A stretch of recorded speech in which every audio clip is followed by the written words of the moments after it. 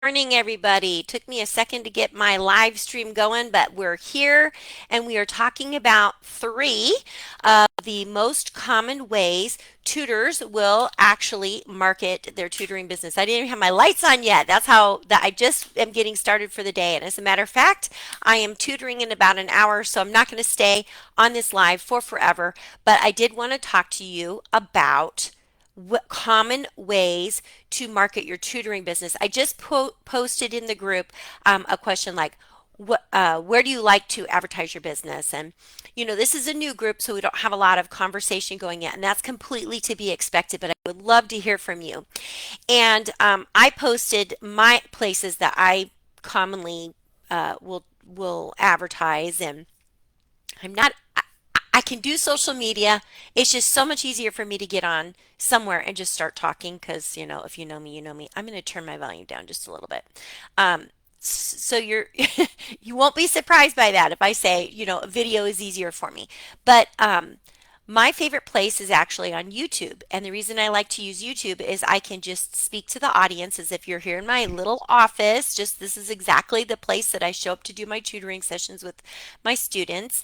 And I can just give examples of things that I've done. I have some people that join me regularly and we sit and we chat about different conversations. And as a matter of fact, I just met with Tina McMillan, who is a member of our private membership group, the Tech Hub for Tutors.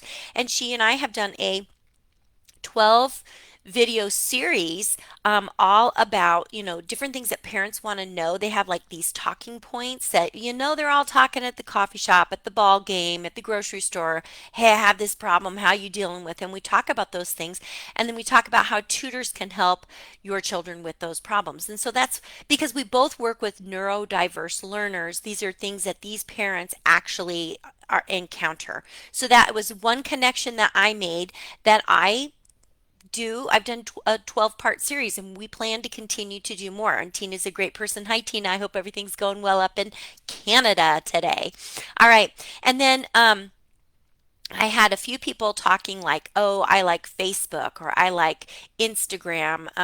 But you know what? That those are specific platforms, just like this Facebook Live. It's a specific platform, and there's going to be a finite number of people that are there.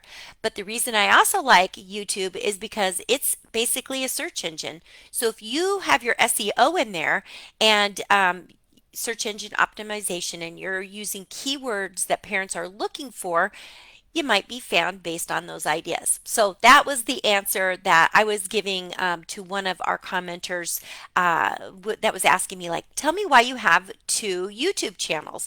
And I did want to address that before I get into the three common ways to market your business. I have two because one started out as just talking about my tutoring journey and meeting other tutors, and that's the Tutoring with Sheryl YouTube page.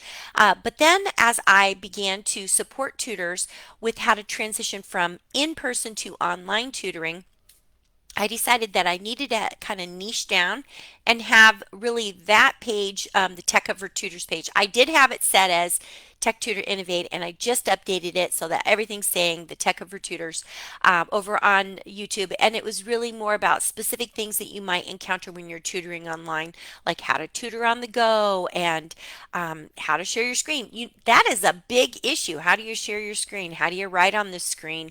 How do you just different things that have popped up. I'm going to let you go and explore it because I don't want to spend the time talking about that. But I'm going to get now down to what I just posted in the files. Okay, so I just shared a file with you on the Tech Hub for Tutors, and it was the three common ways to market your tutoring business.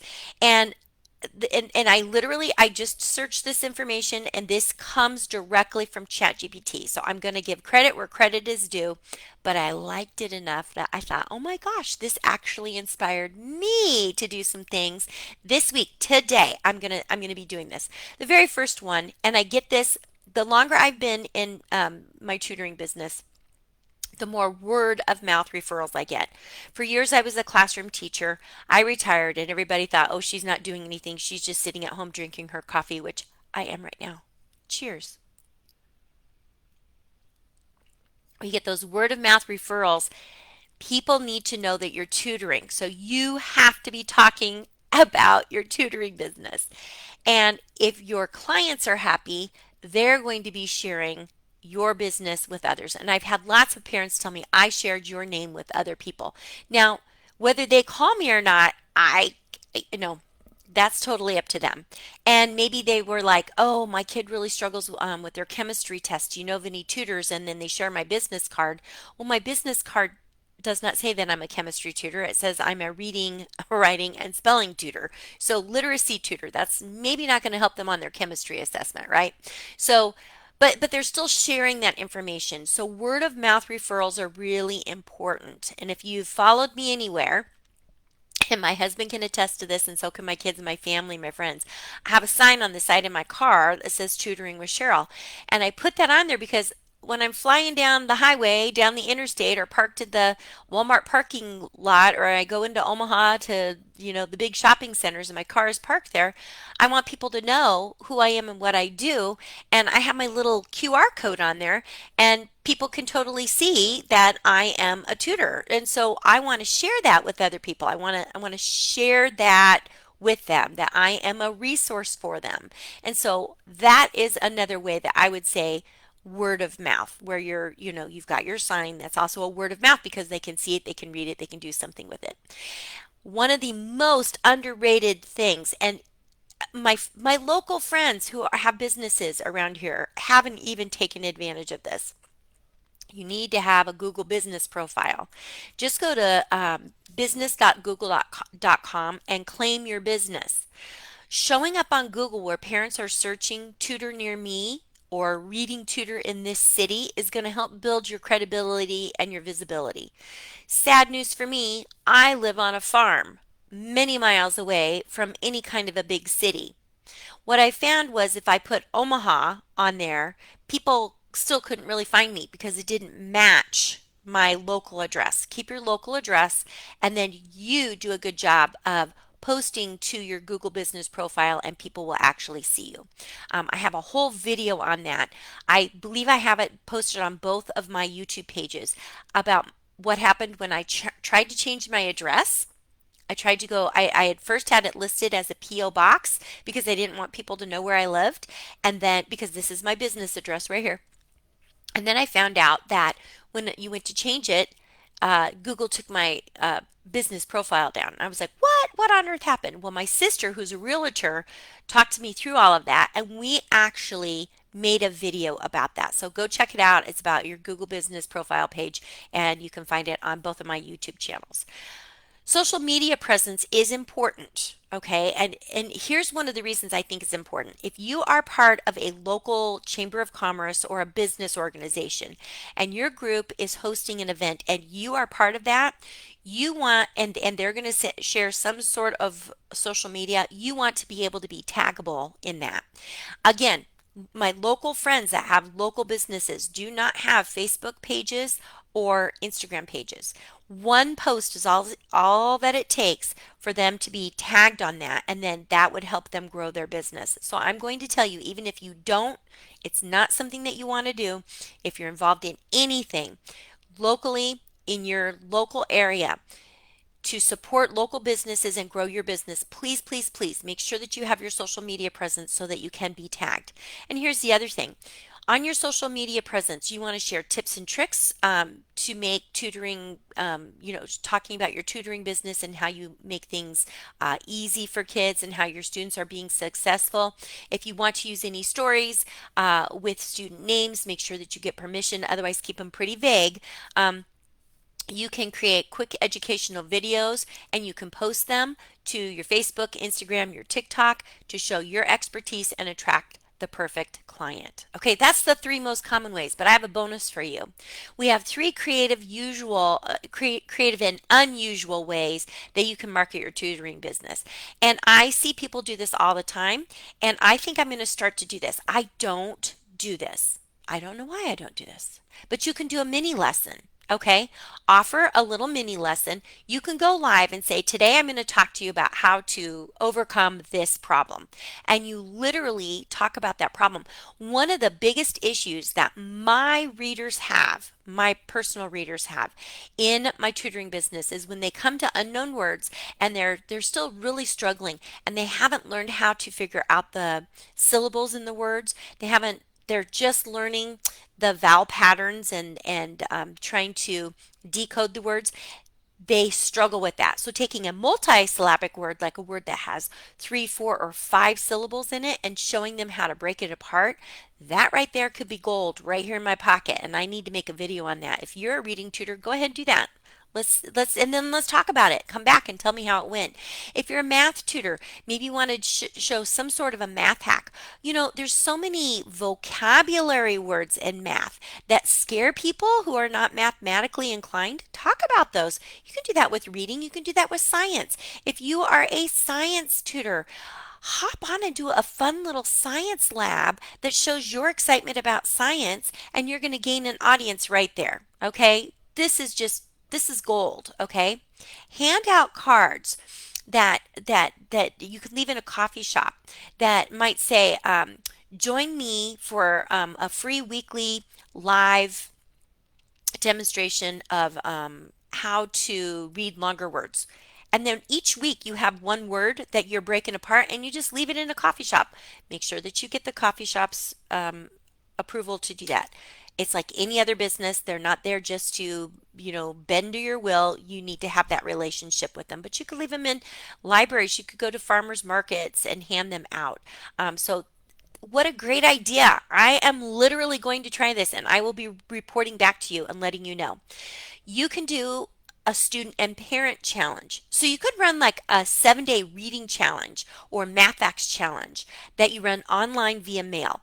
And you give away small prizes while collecting emails to build great connections for your tutoring business, and you're building your list at the same time, and you're showing that the student parent challenge can actually boost skills for both of them, create this great bond, and they're going to know that you're invested in them. So let's say I was going to do a reading challenge. Maybe I could send out to all of the people that I currently know or just post it on my Facebook page. Hey, I'm going to do a 7-day reading challenge with you and your child. Would you like to join?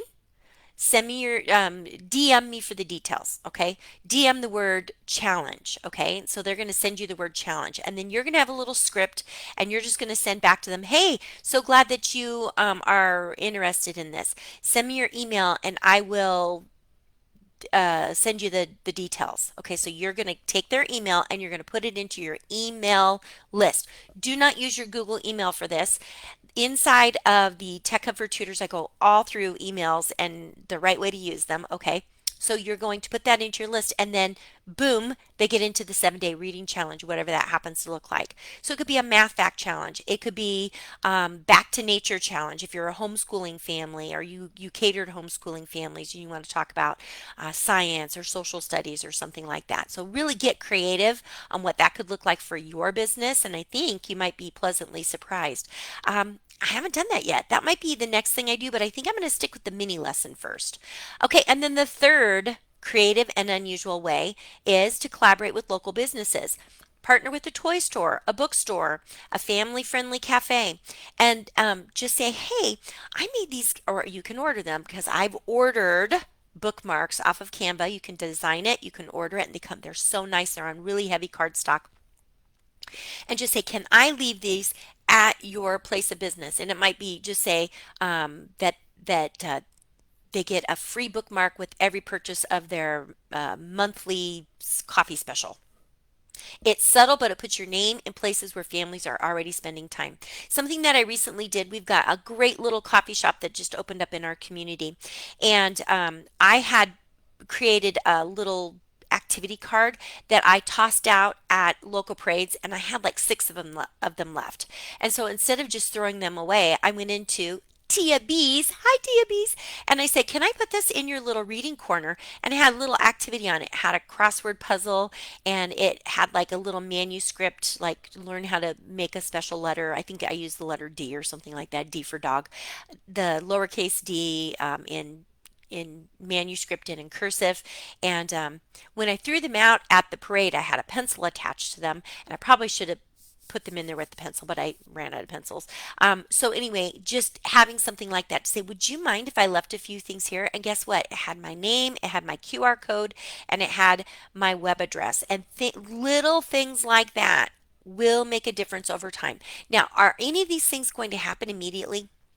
Probably not, because with all things, it takes time for you to the word of mouth or your word of mouth to get around to other people. And it's always really funny because people want quick results.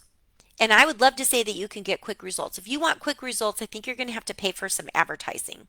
And when I've paid for advertising in the past, I have gotten quick results. And if you are a member of the Tech for Tutors, inside of the membership group, you have my whole story, the step by step on how I did a radio ad. I just did a 10-day radio ad and I got a student from it.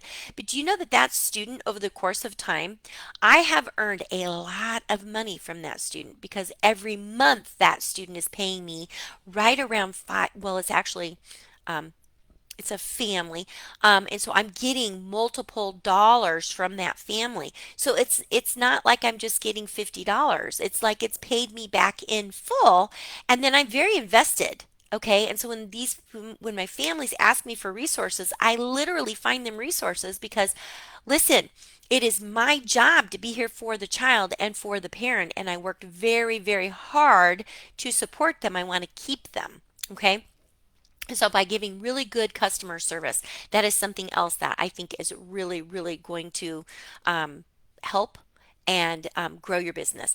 All right, so I had a poll here. I don't even know if my poll showed, but my poll was just asking where was it that you were wanting to do your stuff. Let's see. Let's activate the poll. Nobody's actually here, so I don't even know if you're going to be able to see this afterwards or not. But my question was, is it Facebook, Instagram, Twitter, or YouTube? And Twitter is also one of those underrated resources that I don't think about. My husband's on Twitter all the time. That's not a place where I hang my hat. But like places like TikTok and wherever you feel comfortable, I think that's where you should go. I feel very comfortable on Facebook. I've got a small crowd of people that watch me. And so this is what works for me. And so I really want to encourage you to think outside the box. Take that step. You are running a small business. You need to treat it like it's a small business and you need to market it like it's a small business. Inside of the Tech Hub for Tutors, I just posted a 90-day marketing tutoring plan. So I've got a phase one, a phase two, and a phase three for long term.